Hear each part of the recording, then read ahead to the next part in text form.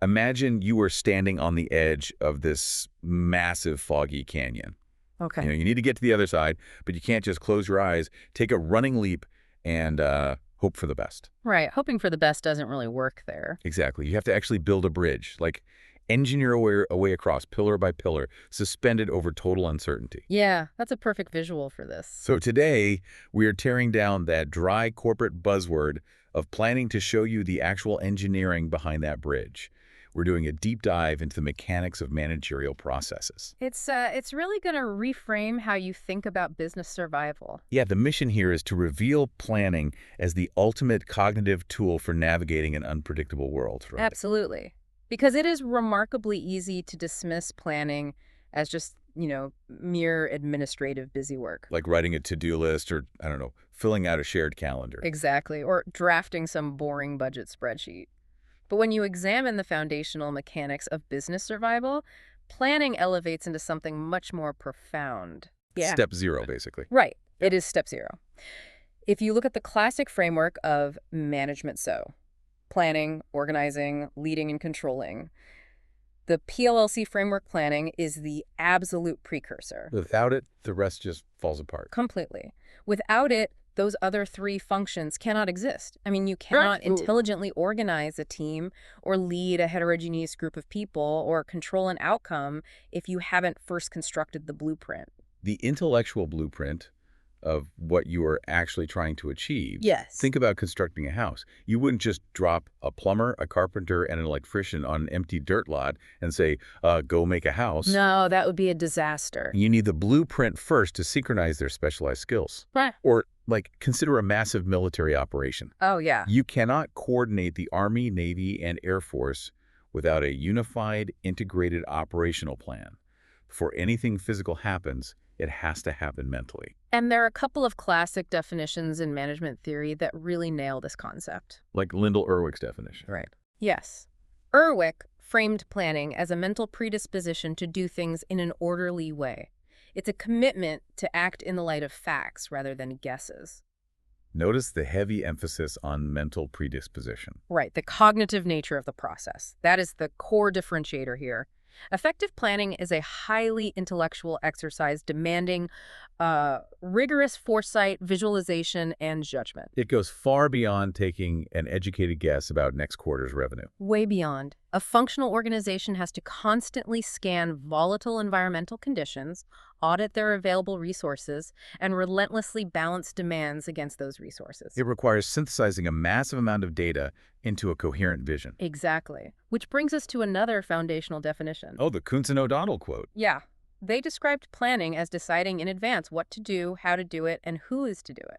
But the phrase that really stands out to me from their text is that planning bridges the gap between where we are to where we want to go. Yes, the bridge analogy again. It is a mechanism that forces things to occur that simply would not otherwise occur.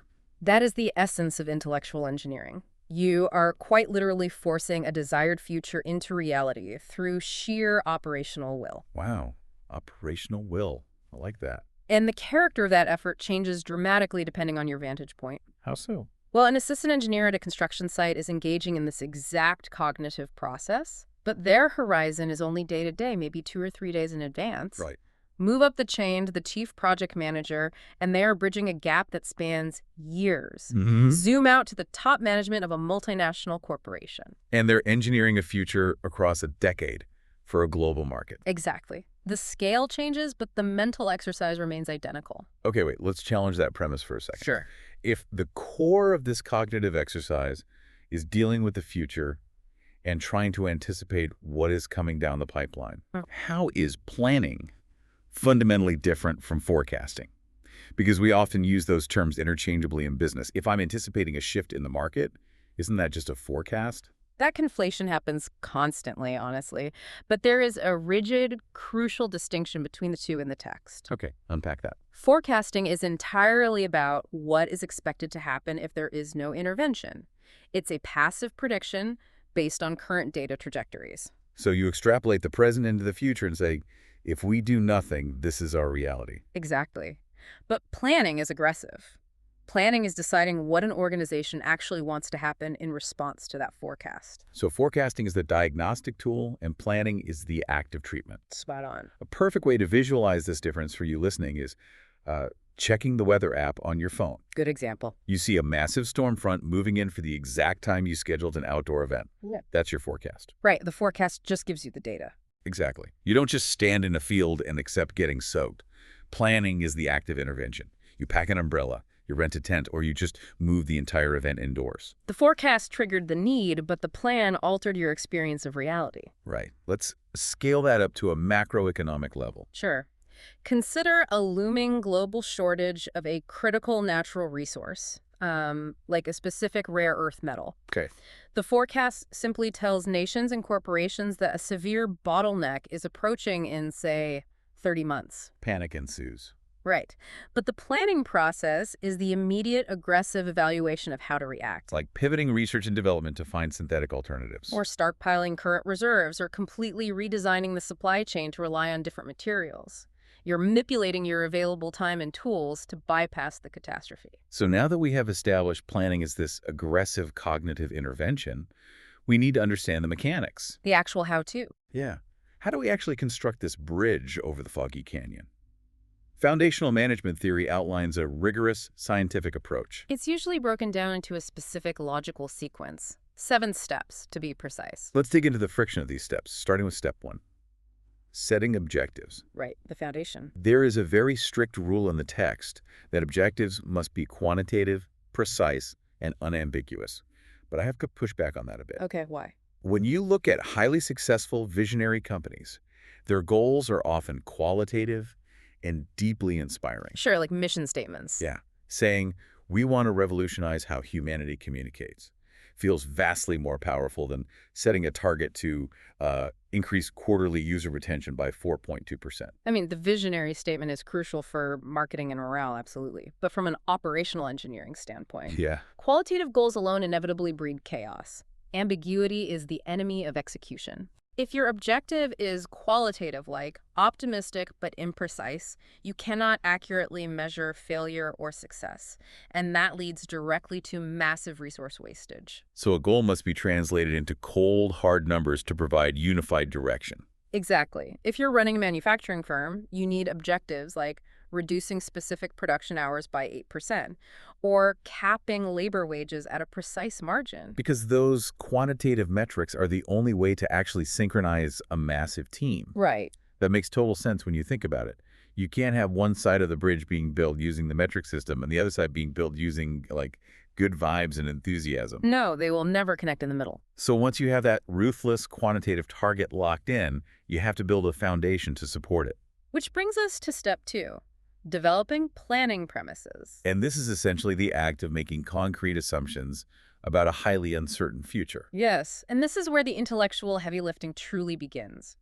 Your premises are the environmental boundaries your plan has to survive within. Like the external factors. Externally, an enterprise has to forecast dynamic variables. What will consumer demand look like in 3 years? What are the projected inflation rates? Are there looming changes to tax regimes, interest rates, or government interventions in your sector? Exactly. You are mapping the minefield. But equally critical and often overlooked is the internal forecasting. Wait, unpack that a bit. Internal forecasting sounds like trying to predict the weather inside your own living room. It does sound counterintuitive. Yeah, I mean, you own the house. Shouldn't you already know what's happening? You would think so, but large organizations are incredibly complex ecosystems.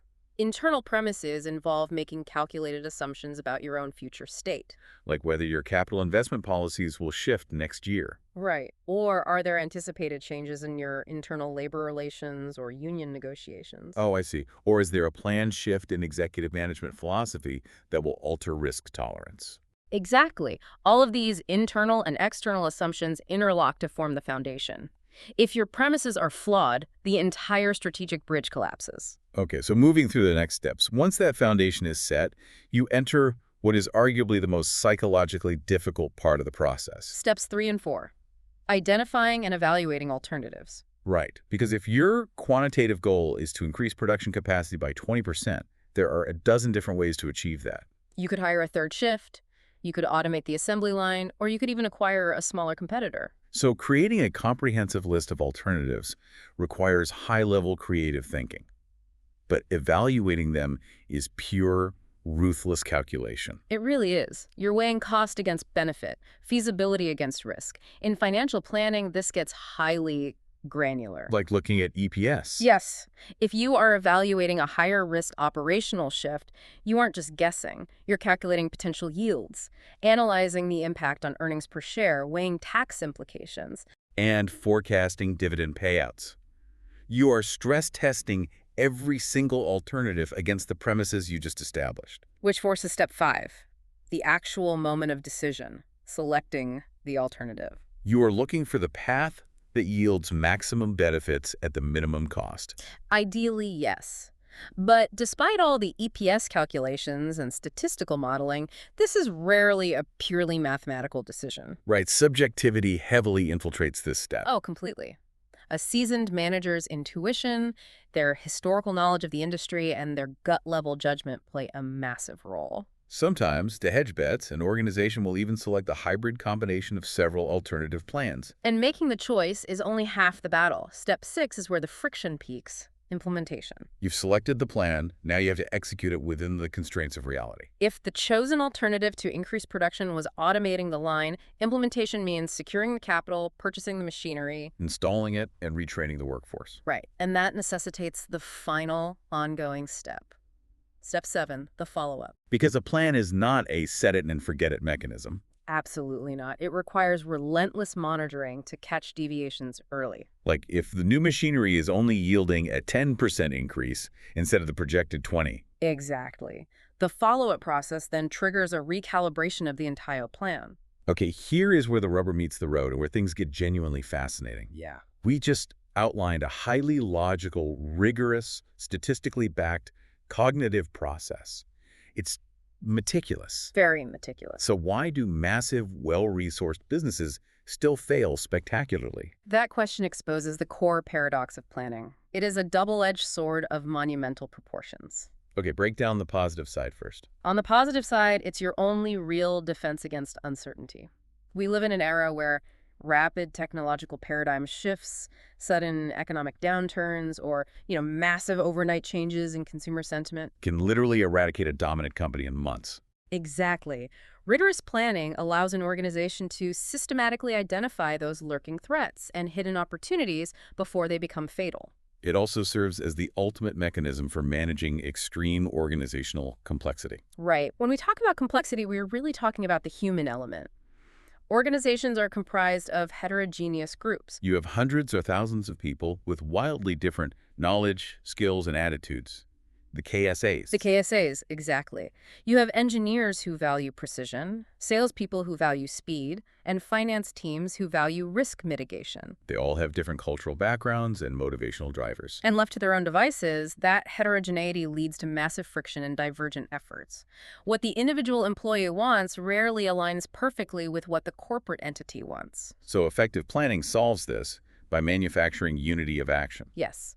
It provides a synthetic common interest, a shared target that forces this highly diverse group of humans to synchronize their efforts. And paradoxically, this strict framework can actually stimulate innovation. How so? Well, because managers are forced to constantly scan the horizon and evaluate new alternatives, they frequently uncover novel solutions they never would have considered otherwise. That's a great point. But the reality check comes when we look at the extreme limitations of this process. Oh, yeah. Planning is an incredibly expensive endeavor. Hugely expensive. It drains massive amounts of time and capital to gather data, analyze variables, and formulate strategy.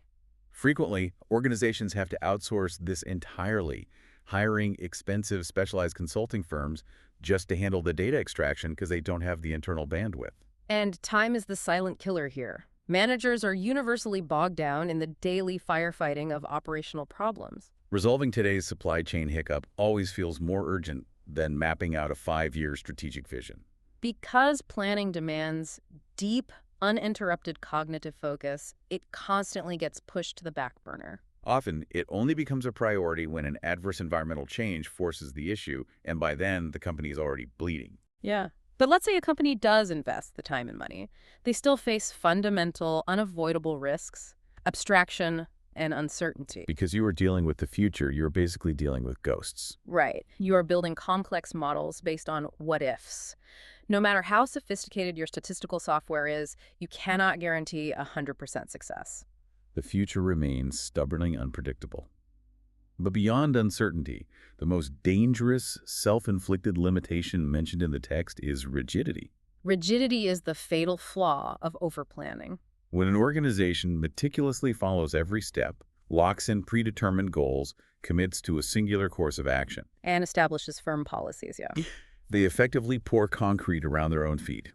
If a sudden, unforeseen environmental shift occurs, like a global pandemic or a geopolitical conflict, that carefully crafted plan transforms into a liability. I like to think of a rigid plan like laying down heavy steel train tracks. Oh, that's a brilliant analogy. It is the most efficient, high-speed way to get from point A to point B. But if a massive boulder falls onto the tracks halfway through the journey, a train cannot steer around it. It's locked into the rails. Exactly. Overly rigid planning builds bureaucratic train tracks that stifle creativity and eliminate the freedom to pivot. Employees become so focused on following the established procedure that they ignore the giant boulder sitting right in front of them. So, to avoid laying down those fatal train tracks, sophisticated organizations never rely on a single monolithic master plan. They build an ecosystem of cascading plans. Yes. They vary the scope and the timeframes specifically to balance long-term direction with short-term agility. Broadly speaking, this hierarchy is broken down into long-term, medium-term, and short-term horizons. Right. Let's dissect why these specific timeframes matter, starting at the top with long-term strategic plans. These usually span 5 to 15 years. Why that specific window? Like, why 15 years? That 5 to 15-year window is deeply tied to macro cycles. It aligns with massive capital expenditure life cycles. Like designing and building a completely new manufacturing facility. Exactly. Or waiting for a major demographic shift to mature a new consumer base. These plans are the domain of top-level management. They deal with the overarching competitive posture and the core mission of the enterprise. And because they look so far over the horizon, they are intentionally somewhat vague. They have to be. Right. A 15-year plan is highly vulnerable to unforeseen technological revolutions. Or sweeping government policy changes, so it acts more as a North Star than a strict set of instructions. So we step down into the medium-term plans, which generally cover 2 to 5 years. This is where the vague North Star gets translated into tangible operations. Yes, the 2 to 5 year bracket is the operational engine. This is where middle management makes heavy, concrete decisions. Things like securing raw material contracts, projecting overhead expenses, establishing labor wage structures, and scaling production. What is crucial about this time frame is the margin of error. How do you mean? Well, while these are critical decisions, a miscalculation in a 3-year plan usually won't bankrupt a healthy company. Oh, I get it. There is still enough operational flexibility within that window to alter course. Right, to renegotiate a contract or pivot a product line before the damage becomes fatal. And finally, we hit the ground level, short-term plans. These operate on a horizon of a year or less. This is the hyper-specific day-to-day battleground. It's about managing the immediate inventory, hitting this month's sales quota, or rolling out next quarter's employee training modules. And alongside these timeframes, management theory also categorizes plans by their frequency of use. You have standing plans and single-use plans. Okay, standing plans are your permanent infrastructure, right? Exactly. They are the organizational policies, standard operating procedures, and strict rules that are used repeatedly to govern routine business activities. Conversely, a single-use plan is exactly what it sounds like. Yep. If you are calculating the budget for a one-off marketing event or launching a specific temporary internal program, you build a single-use plan. It serves its immediate purpose, and then it is discarded. Right.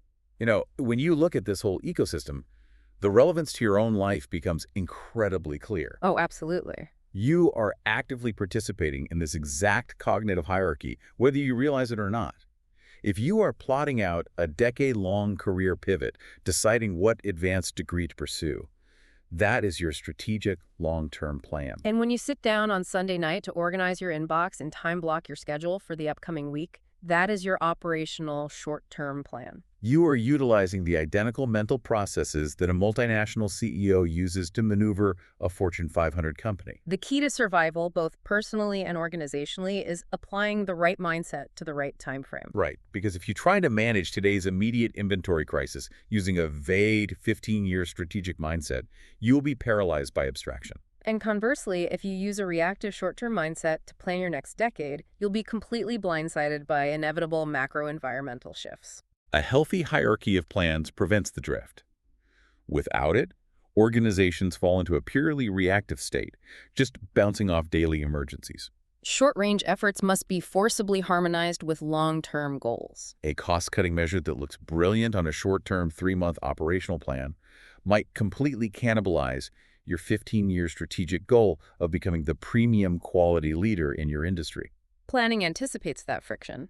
By establishing your premises and mapping alternatives, you minimize the shock when the environment inevitably turns hostile. It acts as the cognitive anchor. In a world full of rapid change, the plan is the only mechanism that keeps the entire heterogeneous group pulling in the same direction, rather than fracturing under pressure. So to bring this all together, planning is not administrative paperwork.